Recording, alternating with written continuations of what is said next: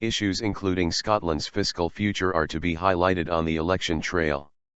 Labour's Ed Miliband, on a visit to Scotland, will promise not to sell Scotland short by backing SNP plans for fiscal autonomy. The fiscal autonomy proposal will also be attacked by the Liberal Democrats. The SNP will challenge Labour to match its plans for investment in the NHS. The Scottish Conservatives will call for better mobile phone coverage.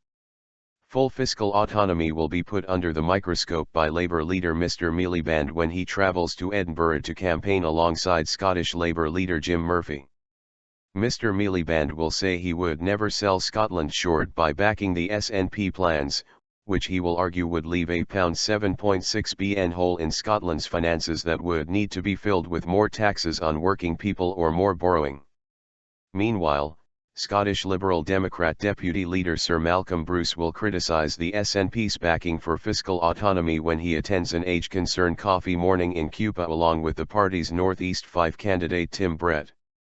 Sir Malcolm will warn about the impact of full fiscal autonomy on services for older people, and will also say Liberal Democrat pension policies have seen the state pension increase by £900 since 2010. Block grant.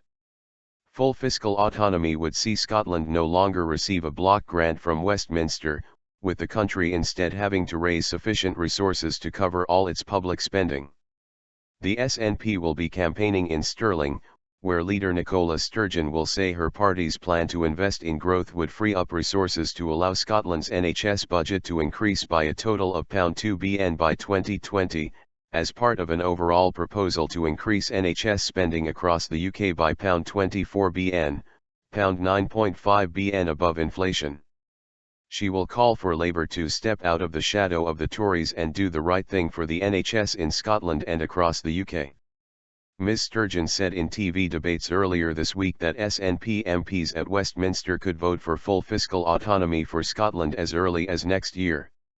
Her party believes the control over employment, taxes, and spending provided by financial autonomy would allow Scotland to grow its economy instead of facing Tory and Labour cuts.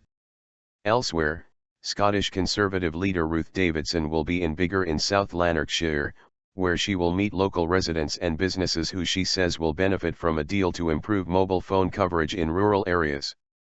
The Conservatives will say people in rural areas are entitled to the same level of service as people living anywhere else, and will pledge to ensure the 4 major mobile networks deliver on a deal negotiated with the UK government to deliver an investment programme across the UK, including Scotland.